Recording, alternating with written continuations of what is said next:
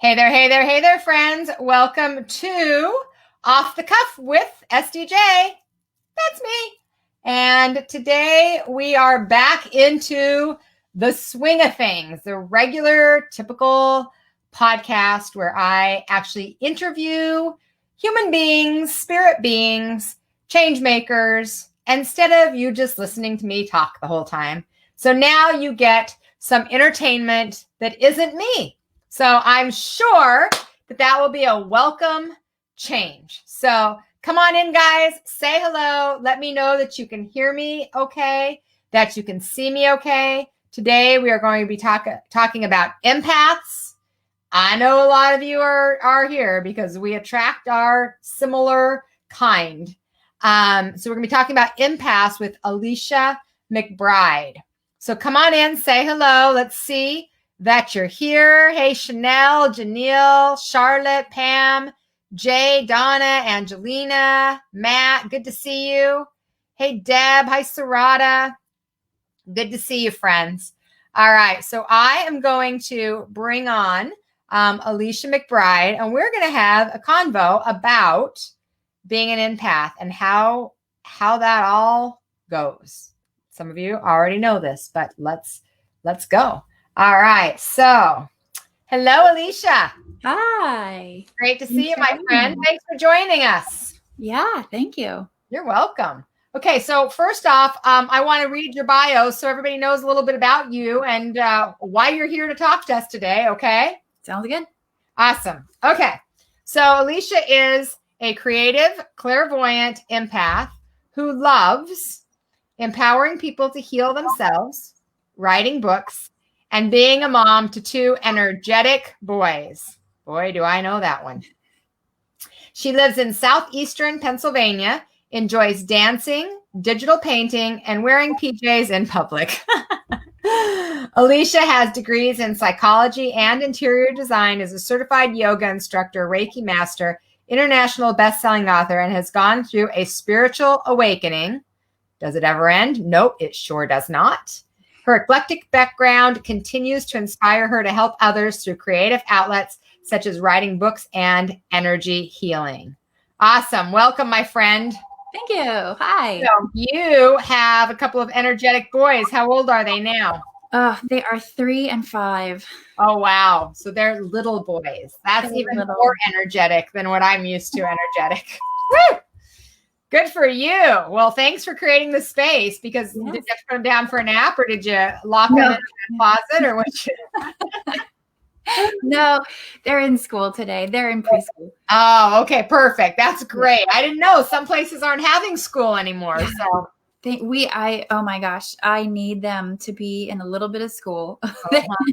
I have said that, Alicia. I have said if my kids are 31 almost and 23. And I've said, if my kids were little at this time when they couldn't go to school, we wouldn't survive. Like I would have had to ship them somewhere because I would not have made it. So I understand that preschool that's a great blessing for you. So I'm so glad it's still going on there. Yeah, it is a lifesaver. Awesome. All right, my friend. So you wrote a book called I Feel Too Much, a how-to guide for the beginner empath. And of course, I love anything to do with talking about our sensitivities and our connection to spirit. And although, to me, empath is absolutely a blessing, it doesn't usually start out feeling that way. So can you just give us a little bit about your history, your experience, and that spiritual awakening that kind of brought you into this place, and so people know a little bit about how you got here today? Oh my gosh, I didn't know. I think I was in the same boat that a lot of people are now. That where you start out is you don't know. You have no idea you're taking on other people's energies. Mm-hmm. You don't know what you're doing. And then it was a few years ago now. I went through a spiritual awakening, and it was fast. Like everything hit me all at the same time. I found the word empath, and oh my gosh, that just finding the word, seeing the word right there, And knowing it, I was like, that's me. That explains my entire life. Like, yeah, it's like, oh, the light bulbs, the clicks, everything connects. Oh, the angels sing. yes. I hear you. Oh gosh, it was life-changing. And, you know, some people don't like the word, like labels. And I'm like, I love this. Like this is amazing. It defines me to a T. Like this is crazy. And then shortly after that, so many other things started happening. I learned the word narcissist.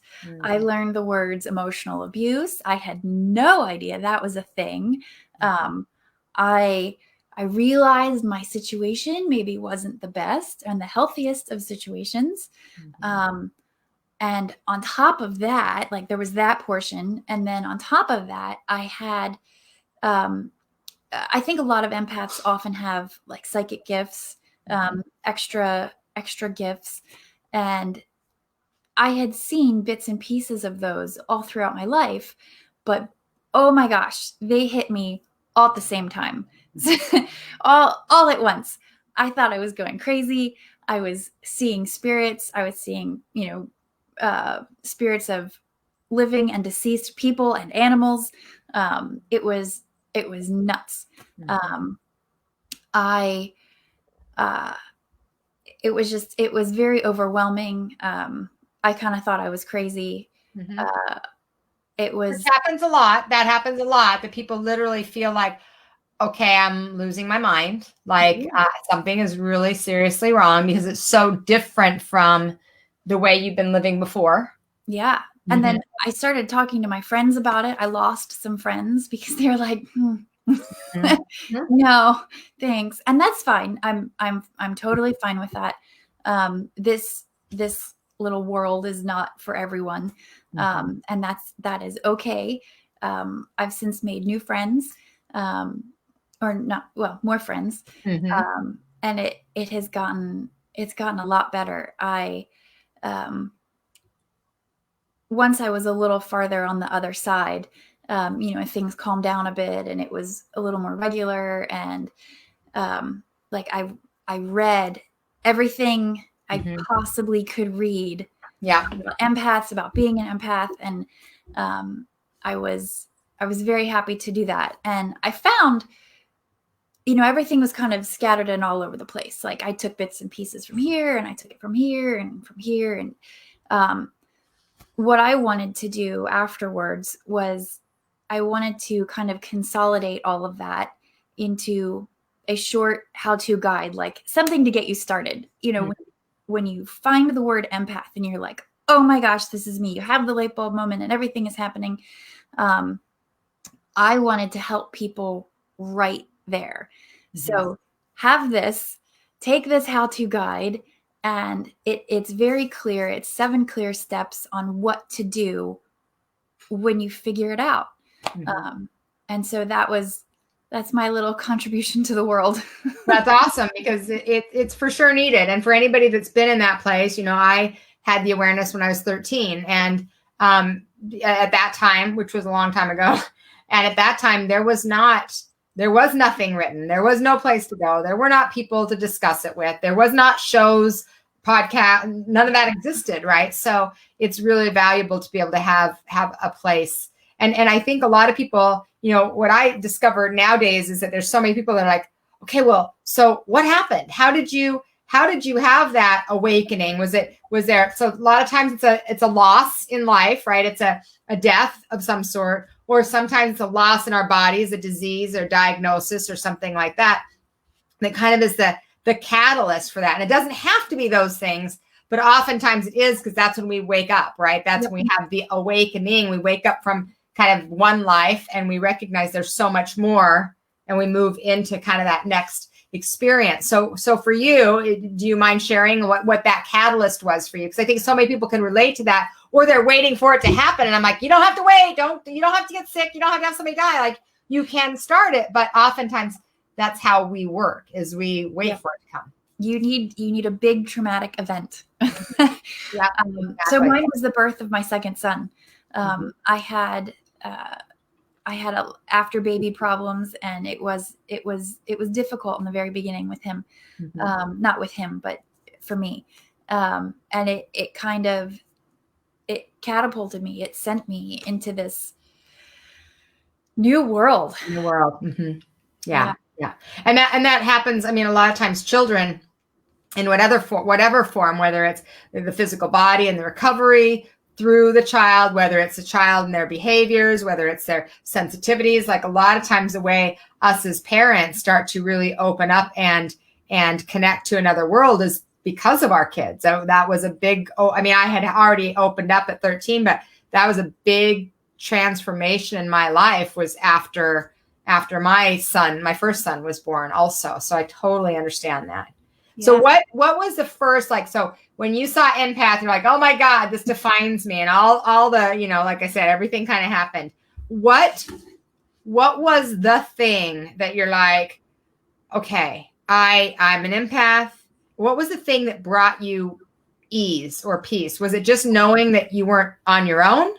Was it the feeling of like, okay, somebody gets me? Like what was it for you? I think for me, the biggest thing was being understood.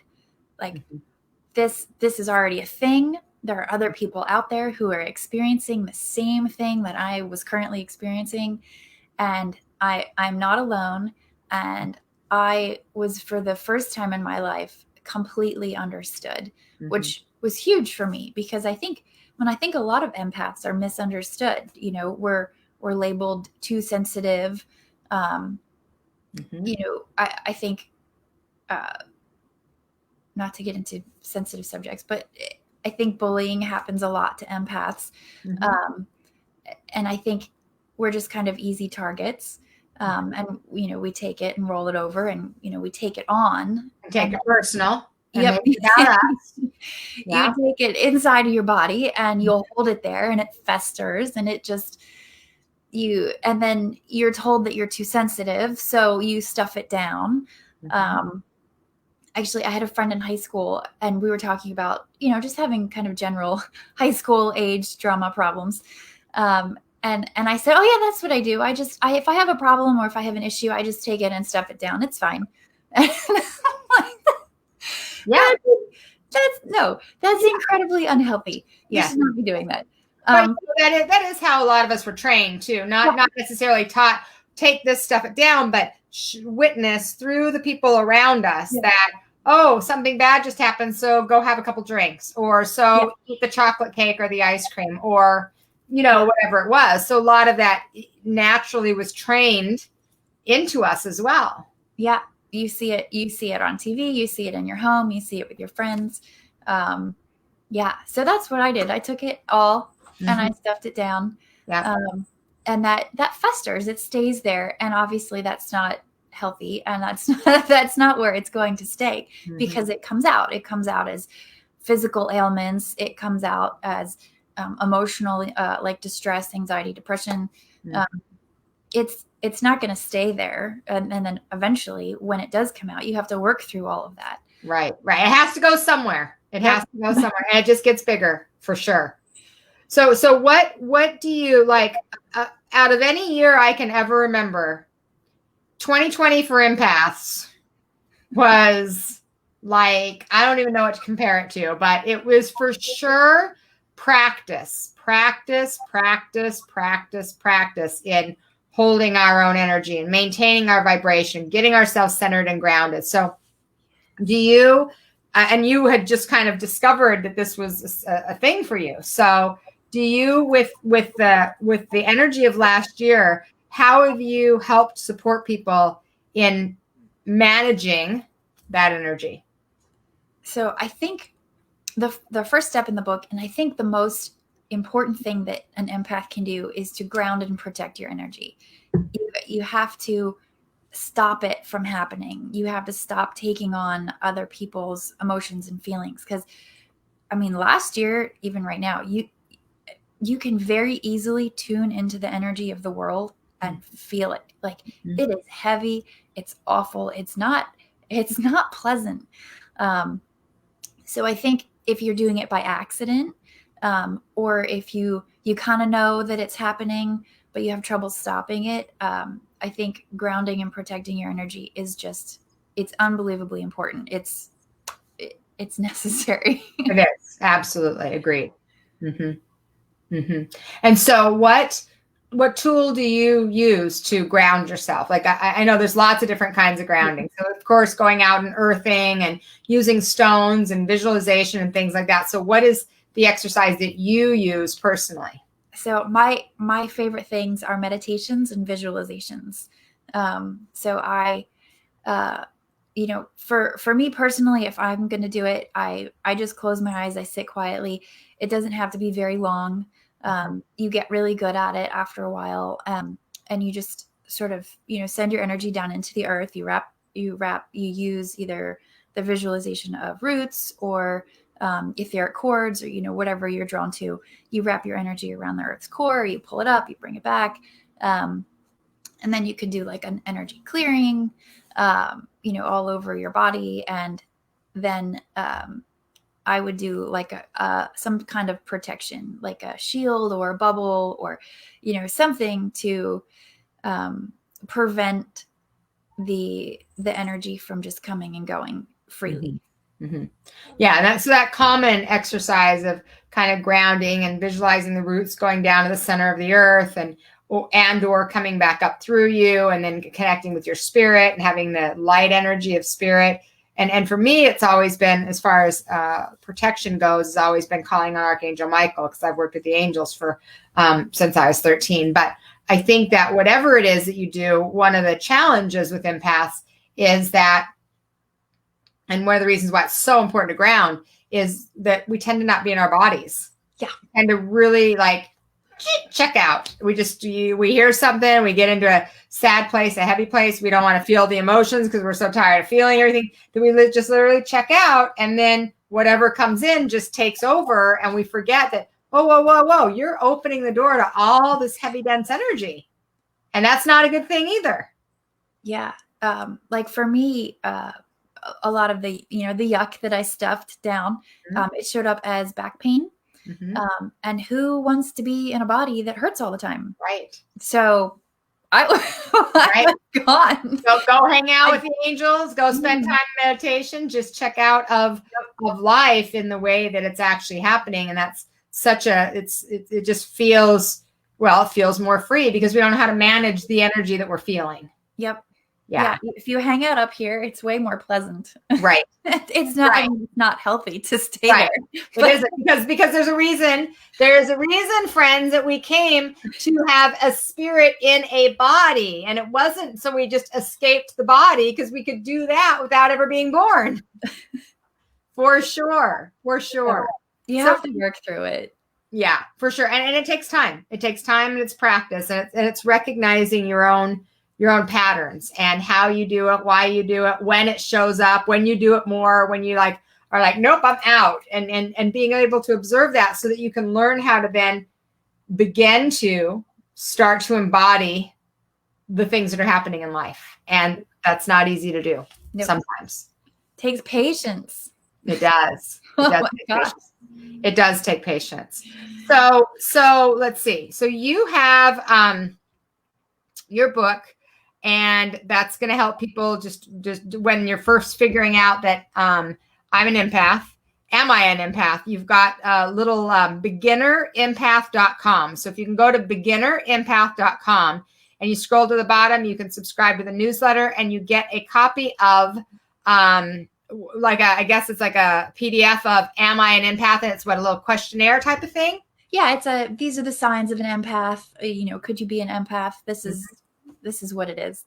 So if somebody's watching right now and they're like, I don't really know, can you give us 3 or 4 different things that if this, then you are? So for me, the biggest one for me is you just feel everything. You feel your emotions incredibly deeply. Like the depth of your feeling seems endless. And then you feel other people's emotions and physical pain. So it's the difference between empathy and being an empath. Empathy is when you feel for someone, But when you're an empath, you actually feel their physical pain and their emotions as if it were yours. You feel it inside of your body. And I think those are the two major, hey, this is me, I'm an empath. You feel everything, and you feel other people's pain and emotions. Well, and likely if you've been called too sensitive, probably an empath. Yep. If you're someone who always is the one to go and run to support everybody else and want to fix everything for anybody and want to, be the one that helps everybody all the time because you don't like seeing people sad. The reason we don't like seeing people sad is because we don't want to be sad. Yeah. Yes. I don't want to feel your pain, so I'm going to fix you. Right. Right. So that I don't have to feel it. Yeah. Exactly. That's also unhealthy. And it doesn't work. It's a waste of time. It doesn't work. Because if the other person doesn't want to be fixed, there's nothing you can do, and you're still, and then you're feeling it worse because then they're like, "What are you doing?" And I'm like, "I'm fixing you." You got it. Yeah, it doesn't work, and it's not gonna change things. So absolutely critical, guys. So for somebody who has walked the journey and had the awareness and recognizes that now being an empath, as much as you've learned about it, you can probably see the gifts in it, and the connections and the more intuitive psychic abilities and all of those types of things. What would you say has been the greatest blessing from your ability to be an empath? Oh, that's a good question. So I think a lot of people see being an empath at first as kind of a curse. Because it's so overwhelming. But I think, the thing that makes it feel like a curse, I think is the thing that is most, that is most beneficial, and is that you already know, your intuition is so deep, and it's readily available to you, not only for your body, but for other people. So you can, I think it's kind of like a superpower. You can walk up to someone in the grocery store and they're, you're chatting with them and they're probably telling you their life story, because that's what happens. That's a sign too, right there. That's another sign. So they're probably telling you their life story, and you can relate to them. You can talk with them. You can give them a little piece of advice. You can help them through, that moment in the grocery store. And I think that's beautiful. You're connecting with other people, and you're helping them on their way. And I think another quality of being an empath is, you kind of want to heal the world. You want to save the world. For sure. And I think a lot of empaths feel that way. But to do that, I think you need to start with yourself. I have a little quote out there: to heal the world, start with yourself. And if you can start healing yourself, then you can easily talk to others, and easily help them without you getting overwhelmed and burnt out. Because that's the end result, is if you're constantly giving, you're burnt out and you're exhausted. You're depressed. Right. And then you feel like it's a curse instead of the gift. It's just which side of the fence are you on? And a lot of times it depends on the boundaries that you hold up. Yeah. Yeah. Empaths are not good with boundaries. No. So that's what we're meant to learn. It's learning how to have boundaries, for sure. Also a chapter in the book. One of the steps in the book. Yeah, it has to be. I know. I haven't read the book, guys, but I'm like, I've lived this life, as many of you have. So you probably know pieces of it, but do you know what to do with it? Do you know how to move through it? So if you don't, then go grab the book. Okay. All right. I'm going to ask you some off the cuff questions. Go for it. Okay. All right. So first thing is, what was your first job? My first job was at Strawbridge and Clothier in the mall. Oh, nice. I was retail sales associate. And did you spend your checks on the clothes at the store? That's what I always wonder from people that work in clothing. I was 17. Yeah, you have to, right? Of course I did. Yeah. See, now if you have fast food, my parents had fast food restaurants, so I ran fast food restaurant, and you don't have to spend your money because you don't. I could eat for free, so I got to actually have money. And I always thought if I was at a clothing store, I would not have a paycheck. Just wouldn't happen. No way. No way. I had enough to go to the movies and have some fun, though. Yes. Good. Okay. So do you have one item that you've bought over the past year that's under $100 that is your favorite thing you couldn't live without? Oh. I'll tell you, I don't buy a whole lot of stuff, but it wasn't this year. Last year, I bought a heating pad. And oh my God, it's a nice heating pad. It's not the junk heating pad that I used forever and ever and ever. And I'm staring at it right now. I can see it because I use it all the time. My back still hurts. So I love this heating pad. I sit on it all the time. My kids know. They're like, "Mommy, you need to sit down." Yes, I do. Well, I hope that allows you some healing. Now, is it lower back? Yeah. Lower back. That lower back, it's a little tender. And what I've discovered in lower back issues, I don't have lower back issues, but I've had so many clients around me that have, is that energy of feeling supported, not necessarily spiritually, but sometimes, but physically as well. That's a big foundation of that lower back stuff. For all of you that have lower back issues, that feeling supported and allowing support in, which isn't always easy, especially for empaths. Yeah. Especially for empaths. Okay. And you just shared the quote that you love. So why don't you share that again? Because I was going to ask you, what is your favorite quote? Oh, what did I just say? To heal the world, start with yourself. Yes. That's a great one. Beautiful. Do you have a favorite author or teacher that when you stepped onto this path, that once you kind of started reading some of their stuff, it really just things started clicking? I mean, I know discovering the word empath did, but do you have an author that you love, or a speaker or a teacher? I think I read Everything from Everyone. Yes, I did. I was, because, I had just had a baby. So I sat there in the middle of the night while I was feeding the baby. And I read everything. Yeah. So you were like a sponge. I was. Yeah. And I think that's really, really common. I've seen that, I've been teaching for 20 years in this field now. And when people first, like when it clicks and people first start getting it, they're like, I just take all of it in. Anything I can grab, it just feels like I'm just hungry for it. I bought books. I downloaded articles. I did it all. Yeah. I did everything. Yeah. In the middle of the night. So, I soaked it in real well. Right. Well, you got it through osmosis then, at least, right? Because it came in one way or the other. Did you have a favorite? Is there a favorite book that you reference or that you use or that you fall back on a lot? Or I think that the Empath Survival Guide, it was one of the first that I read.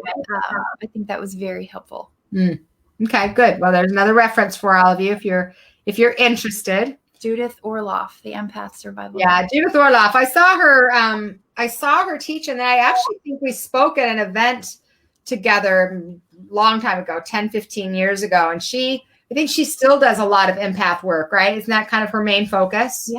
Yeah. So that's such powerful work, because we really need the support for sure.